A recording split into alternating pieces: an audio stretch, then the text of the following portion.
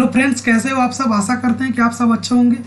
Friends, पिछले lecture में हम लोगों ने बात किया था इलेक्ट्रिसिटी का। रिवीजन लेक्चर सेकंड था, उसमें हम लोगों ने सीरीज कॉम्बिनेशन, पैरेलल कॉम्बिनेशन और भी चीज़ें पढ़ी थी। आज हम लोग का ये इलेक्ट्रिसिटी का रिवीजन लेक्चर थर्ड है। और मेक श्योर अगर आपने फर्स्ट और सेकेंड लेक्चर नहीं देखा है तो पहले जाकर फर्स्ट और सेकेंड लेक्चर देख लीजिए, डिस्क्रिप्शन में लिंक दिया हुआ है। उसके बाद आप इस लेक्चर को देखिए ताकि आपको ज़्यादा समझ में आए। दोस्तों, मैंने आपको बताया था कि मैं 3 लेक्चर इलेक्ट्रिसिटी के डालूंगा और तीनों 10-10 मिनट के होंगे। तो एक 10 मिनट के थे, एक 15 मिनट के। अभी 10 से 15 मिनट के अंदर ही कंप्लीट हो जाएंगे heating effect of electric current भी। तो दोस्तों, आप इस लेक्चर को पूरा देखिएगा अगर आप अच्छी तरीके से समझना चाहते हैं तो। Friends, heating effect of electric current क्या कहता है? When current is pass through a conductor due to repetitive collision between moving charge and atoms, heat energy and power produce। यानी जब किसी कंडक्टर में इलेक्ट्रिसिटी पास होता है, चार्ज मूव करता है, तो कंडक्टर में चार्ज के साथ साथ और भी एटम्स होते हैं जो मूव करते रहते हैं। उन दोनों चार्ज और एटम्स के बीच में कोलिजन होने के कारण हीट एनर्जी प्रोड्यूस होता है और उस हीट एनर्जी को हम लोग क्या बोलते हैं? Heating effect of electric current. तो कोई भी वायर में अगर कंटिन्यूअसली करंट फ्लो होता है तो वायर को जब आप टच कर जाइएगा तो अब वायर जो है हीट होने लगता है, वायर लगता है कि गर्म हो गया है। ऐसा क्यों होता है? इसलिए ऐसा होता है कि वो heating effect of electric current के कारण होता है, वो हीट को जनरेट करता है। तो जब भी किसी कंडक्टर से इलेक्ट्रिक करंट पास होता है तो वो क्या होता है? वो हीट को प्रोड्यूस करता है। That effect is known as heating effect of electric current.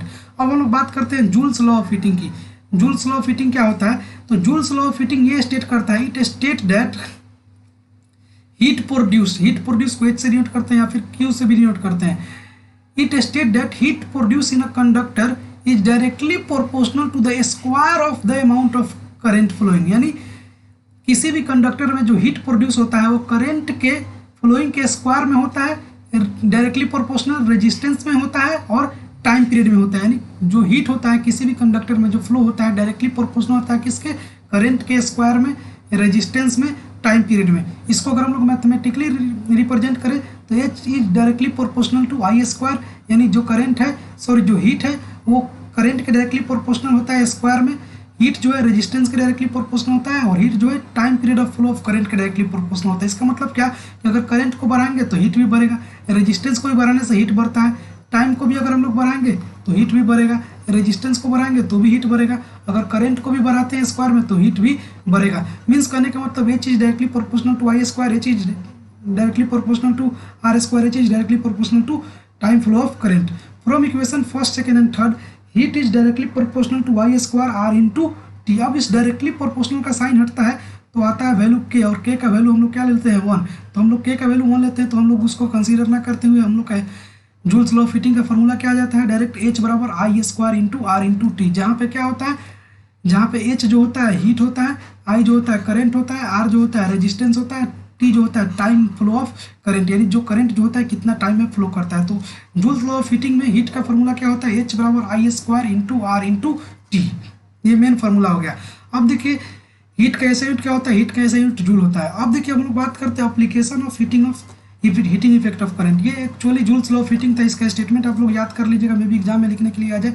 It state that heat produce in a conductor is directly proportional to the square of the amount of current flowing, resistance and of the conductor, time period of the flow of current. और इसको mathematically हम लोग इस तरीके से represent करते हैं और तीनों फार्मूला को मिलाते हैं तो एक हम लोग का मेन फार्मूला क्या आता है? H बराबर I square into R into T। अब दोस्तों हम लोग बात करते हैं application of heating effect of electric current. यानी heating effect of electric current का क्या क्या एप्लीकेशन होता है? तो heating effect of electric current का बहुत सारे एप्लीकेशन होते हैं। जैसे 3 एप्लीकेशन मेन होते हैं। एक होते हैं इलेक्ट्रिक बल्ब, आप घर में देखते होंगे इलेक्ट्रिक बल्ब। इलेक्ट्रिक बल्ब में क्या होता है? जैसे आप पुराने ज़माने का बल्ब देखते होंगे, पुराने ज़माने का बल्ब कुछ इस प्रकार के गोल सा बल्ब होता था और उसमें जो एक फिलामेंट ऐसे करके फिलामेंट लगा होता था। इसको हम लोग क्या बोलते हैं? इसको हम लोग बोलते थे फिलामेंट बोलते थे। नहीं, ये फिलामेंट जो होता था किस चीज़ का बना होता था? टंगस्टन का बना होता था। ठीक है, ये फिलामेंट किस चीज़ का बना होता था? टंगस्टन का बना होता था। और इस टंगस्टन का जो मेल्टिंग पॉइंट होता था, मेल्टिंग पॉइंट जो होता था वेरी हाई होता था। कितना होता था? वेरी हाई होता था। लगभग इसका जो 3380 डिग्री सेल्सियस पे अगर हम लोग इसको मतलब टेम्परेचर हाई करेंगे 3380 डिग्री, तब इसका टंगस्टन क्या करेगा? मेल्ट करता था। नहीं, और ये टंगस्टन जो होता था प्योर मेटल का बना होता था, प्योर मेटल होता था। क्या होता था?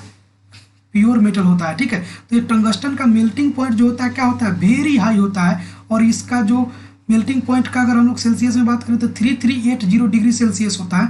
तो जैसे ही इससे इलेक्ट्रिक करंट पास होता है तो ये जो टंगस्टन होता है, टंगस्टन क्या होने लगता है, इट ग्लोज।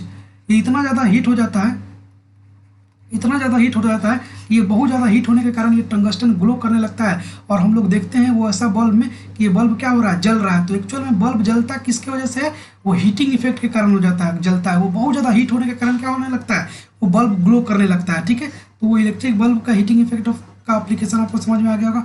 अब बात करते हैं इलेक्ट्रिक फ्यूज का। आपने इलेक्ट्रिक फ्यूज देखा होगा कि घरों में जो इलेक्ट्रिक फ्यूज होते हैं कुछ इस प्रकार से होते हैं कि एक यहाँ पे नट लगा होता है कि यहाँ पे ये दोनों के बीच में एक हम लोग वायर जोड़ देते हैं। अगर करंट जो है इसमें से ज़्यादा फ्लो हो जाता है तो ये जो वायर जो होता है, जो ये वायर जो स्पेशली होता है निकिल का होता है या फिर एल्युमिनियम का वायर होता है। ठीक है, निकिल और एक निकिल का एक क्या होता है, एलॉय होता है। निकिल या फिर कॉपर या निकिल का क्या होता है, ये एलॉय होता है। और इसका मेल्टिंग पॉइंट जो होता है, इसका जो मेल्टिंग पॉइंट होता है वेरी लो होता है। क्या होता है, वेरी लो। ताकि इससे अगर आपके घर में इलेक्ट्रिक फ्यूज का यूज किस लिए किया जाता है, आपके डिवाइस को सेफ्टी से बचाने के लिए। आप मतलब आपके डिवाइस को सेफ्टी के लिए, जैसे भाई देव आपके घरों में करंट जो है कभी बहुत ज़्यादा आ गया तो आपके घरों का जो पंखा होंगे, मोटर होंगे, टीवी होंगे, वो जल जाएंगे। तो उससे बचने के लिए हम लोग पहले ही मेन सप्लाई में क्या जोड़ देते हैं, फ्यूज जोड़ देते हैं। ताकि ये फ्यूज का मेल्टिंग पॉइंट बहुत ज़्यादा लो होता है। इससे अगर करंट ज़्यादा मात्रा में फ्लो होगा तो मेल्टिंग पॉइंट मेल्ट हो जाता है, ये फ्यूज उड़ जाता है, ये फ्यूज मेल्ट होकर गल जाता है। जिससे कि क्या होता है, हम लोग के वायर, हम लोग के और भी अप्लायंसेस जो होते हैं, टीवी, फैन, टेलीविजन वगैरह, वो उसमें करंट नहीं जा पाते हैं और वो जलते नहीं है। तो ये किस पे काम करता है, ये भी heating effect of electric current पे काम करता है। क्यों, क्योंकि जैसे ही इस वायर से करंट जाएगा, अगर करंट का मात्रा ज़्यादा होगा तो करंट का मात्रा ज़्यादा होगा, करंट का वोल्टेज ज़्यादा होगा तो ये वायर जो है बहुत ज़्यादा हीट होगा। और हीट होने के बाद क्या कर जाएगा, ये वायर मेल्ट कर जाएगा। तो मेल्ट कर जाएगा, तो मेल्ट कर जाएगा तो हम लोग के घरों में जो अनवांटेड इलेक्ट्रिक वोल्टेज था वो जाने से बच जाएंगे। और हम लोग के घर में जो टीवी, फैन वगैरह होते हैं वो क्या हो जाएंगे, वो बच जाएंगे। अदरवाइज आज के डेट में इलेक्ट्रिक फ्यूज की जगह एमसीबी भी आते हैं। एमसीबी पड़े होंगे, मिनिएचर सर्किट ब्रेकर जो गिर जाते हैं, वो भी बिल्कुल वो हीटिंग इफेक्ट पे काम नहीं करते हैं, वो दूसरा चीज़ पे काम करते हैं। लेकिन ये इलेक्ट्रिक फ्यूज जो होते हैं वो हीटिंग इफेक्ट पे काम करते हैं। ठीक है, अब आता है हीटिंग एलिमेंट। हीटिंग एलिमेंट में कहने का मतलब क्या कि आपके घरों में जो देखे होंगे आयरन होता है या फिर इंडक्शन होता है, इंडक्शन कुकर जो होता है, उस सब में क्या कौन सा वायर लगा होता है, नाइक्रोम वायर लगा रहता है। नाइक्रोम वायर, नाइक्रोम वायर जो होता है निकेल और क्रोमियम से मिलकर बना होता है। और नाइक्रोम वायर का रेजिस्टेंस जो होता है बहुत ज़्यादा हाई होता है और रेजिस्टिविटी भी बहुत ज़्यादा हाई होता है। और जब रेजिस्टेंस हाई है, रेजिस्टिविटी हाई है, तो इसका हीटिंग इफेक्ट भी बहुत ज़्यादा हाई होगा। इसीलिए जो देखते हैं कि आपके घर में जो हीटर होता होगा ठंडी के दिन में, उसमें इस तरीके के कॉइल लगा होता होगा। जैसे ही आप उसमें करंट डालते होंगे, एक कॉइल जो है बिल्कुल पीला कलर में ऐसे ऐसे पीला कलर में जलने लगता होगा, रेड कलर में ऐसे ऐसे जलने लगता होगा। मीन्स आपको लगता होगा कि एकदम पूरा जल रहा है। क्यों जलता है, क्योंकि इसमें नाइक्रोम वायर लगा होता है और करंट जैसे इसमें फ्लो होता है तो ये जलने लगता है और ये वो हीट प्रोड्यूस करने लगता है। तो ये हम लोग का क्या था, एप्लीकेशन ऑफ हीटिंग इफेक्ट था। तो एप्लीकेशन ऑफ हीटिंग इफेक्ट में आप तीन चीज़ को याद रखिएगा, इलेक्ट्रिक बल्ब, इलेक्ट्रिक फ्यूज और हीटिंग एलिमेंट। हीटिंग एलिमेंट में आयरन हो गया, गीजर हो गया, इलेक्ट्रिक हीटर हो गया, इमर्सन वाटर इमर्सन रड हो गया, ये सब क्या है, हीटिंग एलिमेंट के अंदर आते हैं। अब हम लोग दोस्तों बात करते हैं इलेक्ट्रिक पावर का। इलेक्ट्रिक पावर हम लोग किसे बोलते हैं, रेट ऑफ डूइंग वर्क, यानी किसी भी काम को कितना जल्द कर रहे हैं उसी को इलेक्ट्रिक पावर बोलते हैं।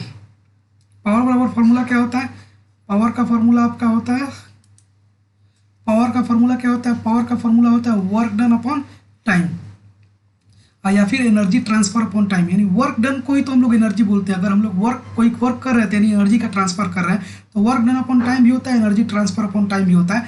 तो पावर बराबर वर्क डन अपॉन टाइम भी लिख सकते हैं और ई upon T, W upon T भी होता है, ई अपॉन टी भी होता है। तो पावर का फॉर्मूला डब्ल्यू अपॉन टी भी होता है, ई अपॉन टी भी होता है। तो डब्ल्यू अगर वर्क निकालना होगा तो वर्क बराबर पावर इंटू टाइम भी होगा, और अगर एनर्जी निकालने के लिए दे दिया तो एनर्जी बराबर पावर इंटू टाइम। ये फार्मूला बहुत ज़्यादा इंपॉर्टेंट होता है और ये भी फार्मूला बहुत ज़्यादा इंपॉर्टेंट होता है, आप लोग इसको याद रखिएगा। आप देखिए पावर का ऐसा यूनिट आपको मालूम होगा कि वाट होता है। अब देखिए हम लोग बात करते हैं यहाँ पे पावर का फॉर्मूला क्या होता है, watt upon time, work done upon time. यहाँ से हम लोग और भी फार्मूला निकालने का कोशिश करते हैं, ठीक है, इलेक्ट्रिक पावर का फार्मूला निकालने का कोशिश करते हैं। आपको मालूम होगा कि आप पढ़े होंगे V बराबर डब्ल्यू अपॉन की, यानी इलेक्ट्रिक पोटेंशियल बराबर, आपने मेरा पिछला लेक्चर देखा होगा तो उसमें हम बताए थे V किसको बोलते हैं, इलेक्ट्रिक पोटेंशियल को बोलते हैं। V बराबर वर्क डन अपॉन चार्ज, यानी इलेक्ट्रिक पोटेंशियल बराबर वर्क डन अपॉन चार्ज होता है। तो वर्क बराबर W बराबर V इंटू क्यू लिख सकते हैं। तो हम यहाँ पे P बराबर W अपॉन टी है तो P के जगह V इंटू क्यू लिख सकते हैं और नीचे T पहले से तो आपको मालूम है क्यू अपॉन टी को हम लोग आई लिख सकते हैं। तो आई बराबर क्यू अपॉन टी होता है, तो क्यू अपॉन टी को हम लोग आई लिख सकते हैं कि नहीं। इलेक्ट्रिक करंट का फॉर्मूला क्या होता है, चार्ज अपॉन टाइम। तो क्यू अपॉन टी को आई लिख सकते हैं कि नहीं। तो यहाँ पे क्यू अपॉन टी है, उस क्यू अपॉन टी को आई लिख सकते हैं। तो हम लोग का पावर का एक फॉर्मूला क्या आ गया, पावर बराबर वी इंटू आई। ये बहुत ज़्यादा इंपॉर्टेंट फॉर्मूला है, पावर बराबर वी इंटू आई बहुत ज़्यादा इंपॉर्टेंट फॉर्मूला है। अब देखिए इस V upon I, V into I से एक और दो फार्मूला और निकालेंगे। पी बराबर वी इंटू आई फार्मूला है ना, इसे दो फार्मूला और निकालेंगे। अब देखिए पी बराबर वी इंटू आई होता है ना, तो आपको मालूम होगा ओम्स लॉ में क्या होता है, वी बराबर आई इंटू आर होता है। ओम्स लॉ पढ़े होंगे, वी बराबर आई इंटू आर। तो पी या वी की जगह आई इंटू आर लिख सकते हैं। तो वी की जगह आई इंटू आर रखेंगे, तो पी या फिर I into I, I square R. तो एक फार्मूला और बन गया पावर का। पावर का एक और फार्मूला क्या आ गया, आई स्क्वायर इंटू आर। जब आपको करंट दिया रहा है, रेजिस्टेंस दिया रहा है, तो आपको पावर निकालना रहेगा, तो ये फार्मूला लगाएंगे। जब आपको पोटेंशियल दिया रहा है, करंट दिया रहा है, तो पावर निकालना रहेगा, तो ये फार्मूला लगाएंगे। और पावर का एक और फार्मूला होता है पी बराबर वी इंटू आई। तो अब देखिए वी बराबर आई इंटू आर लिख सकते हैं, तो आई बराबर वी अपॉन आर भी तो लिख सकते हैं। तो यहाँ पे आई की जगह वी अपॉन आर लिख दिए, तो V into V by R, यानी वी स्क्वायर बाई आर। यानी जब आपको वोल्टेज दिया रहा है और रेजिस्टेंस दिया रहा है, तो पावर का फॉर्मूला कौन सा लगाते हैं, पी बराबर वी स्क्वायर बाई आर। तो ये पावर का चार फार्मूला होता है, एक पावर बराबर वर्क डन अपॉन टाइम, एक पावर बराबर वी आई इंटू आई, एक पावर बराबर आई स्क्वायर इंटू आर, एक पावर बराबर वी स्क्वायर बाई आर। ये चारों के चारों फार्मूला बहुत ज़्यादा इंपॉर्टेंट है। और इन सब की जगह अगर रेजिस्टेंस और करंट दिया रहेगा तो ये वाला लगाएंगे, पोटेंशियल और रेजिस्टेंस दिया रहेगा तो ये लगाएंगे, पोटेंशियल और करंट दिया रहेगा तो ये लगाएंगे, और वर्क डन और टाइम दिया रहेगा तो ये वाला लगाएंगे। अगर एनर्जी और टाइम दिया रहेगा तो एनर्जी और टाइम दिया रहेगा तो ये वाला फार्मूला लगाएंगे। अगर एनर्जी निकालना रहेगा तो पावर इंटू टाइम का फार्मूला लगाएंगे। आई होप आपको समझ में आ गया होगा। पावर का ऐसा यूनिट क्या होता है, पावर का ऐसा यूनिट जो होता है वाट होता है। कमर्शियल यूनिट क्या होता है, कमर्शियल यूनिट होता है किलो वाट आवर, के डब्ल्यू एच से रिप्रेजेंट करते हैं। 1 किलो वाट को हम लोग 1 यूनिट बोल सकते हैं। और 1 यूनिट में कितना एनर्जी होता है, 3.6 10 to the power 6 joule energy होते हैं। ठीक है, 3 इंटू 10 टू पावर 6 जूल का एनर्जी होता है। कितना में 1 किलो वाट आवर बराबर कितना एनर्जी होता है, 3 इंटू 10 टू द पावर 6 जूल का एनर्जी होते हैं। आई होप आपको ये चीज़ समझ में आ रहा होगा। अब देखिए दोस्तों यहाँ पे 1 किलो वाट बराबर 1 इंटू बोल सकते हैं। और 1 किलो वाट में कितना एनर्जी होते हैं, 3.6 इंटू 10 टू पावर 6 जूल का एनर्जी पाए जाते हैं। किसमें, 1 किलो वाट बराबर कितना जूल का एनर्जी होता है, तो 3.6 इंटू 10 टू पावर -6 शायद होते हैं, -6 जूल का एनर्जी पाए जाते हैं। ठीक है, अब देखिए to change watt to kilowatt, अगर हम लोग को वाट से किलो वाट में चेंज करना होगा तो कितना से डिवाइड करते हैं, डिवाइड बाई 1000। यानी हम लोग को अगर वाट से किलो वाट में चेंज करना होगा, तो जैसे 1 वाट है, इसको किलो वाट में चेंज करना हो तो 1/1000 यानी 0.001 किलो वाट। अगर इसको आवर में चेंज करना है तो हम लोग इसमें आवर से डिवाइड कर देंगे, तो किलो वाट आवर में चेंज हो जाएगा। आई होप आपको ये सारे चीज़ क्लियर हो गया होंगे। ये सारे चीज़ मैंने आपको ये पढ़ाया कि एनर्जी क्या होते हैं, पावर क्या होते हैं। आई होप आपको ये सारे के सारे चीज़ समझ में आ गए होंगे। ठीक है,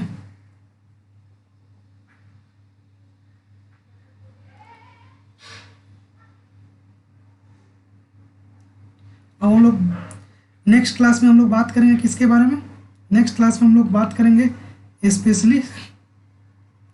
स्पेशली किसके बारे में बात करेंगे नेक्स्ट क्लास में हम लोग बात करेंगे magnetic effect of electric current के बारे में। यहाँ पे 1 किलो वाट बराबर 1 यूनिट होता है, 3.6 इंटू 10 टू पावर 6 जूल होता है। यहाँ पे माइनस नहीं होता है, यहाँ पे प्लस ही होता है। 10 to the power 3.6 into 10 to power 6 joule का एनर्जी होता है 1 किलो वाट आवर में। दोस्तों आई होप अगर आपने इस लेक्चर को अच्छी तरीके से देखा है तो दिल से थैंक यू। अगर आपको ये वीडियो अच्छा लगा तो आप अपने दोस्तों के साथ शेयर कर सकते हैं। ये आपका रिवीजन लेक्चर था। अगर आपको कोई चीज़ समझ में ना आया हो तो कमेंट जरूर कीजिए, मैं उस पर सेपरेट वीडियो बना दूंगा। अगर आप चाहते हैं कि आपको कोई न्यूमेरिकल में प्रॉब्लम है तो पूरे न्यूमेरिकल में अगर कहीं भी आपको कुछ भी प्रॉब्लम हो तो आप हमसे पूछ सकते हैं, कमेंट कर सकते हैं, कमेंट कीजिएगा। उस टाइप के न्यूमेरिकल मैं वीडियो में करा दूंगा, क्योंकि अभी भी आपके पास टाइम है। तो टाइम रहते हुए आप कमेंट जरूर कीजिए, वीडियो को देखिए साथ साथ कमेंट भी कीजिए। अगर आपको वीडियो अच्छा लगा तो शेयर कीजिए, लाइक कीजिए और सब्सक्राइब जरूर कीजिए मेरे चैनल को। सो फ्रेंड्स, नेक्स्ट क्लास में लोग बात करेंगे magnetic effect of electric current का। उसका भी लगभग 3 से 4 लेक्चर में उसको भी मैं खत्म कर दूंगा। ये भी 10 से 15 मिनट का लेक्चर हुआ होगा, वो भी 10 से 15 मिनट में एक वीडियो आएगा। ये पार्ट 3 था। आप लोग पार्ट 1 और 2 को भी जरूर देख लीजिएगा। सो दोस्तों फिर मिलते हैं नेक्स्ट वीडियो में, तब तक के लिए see you, have a nice day.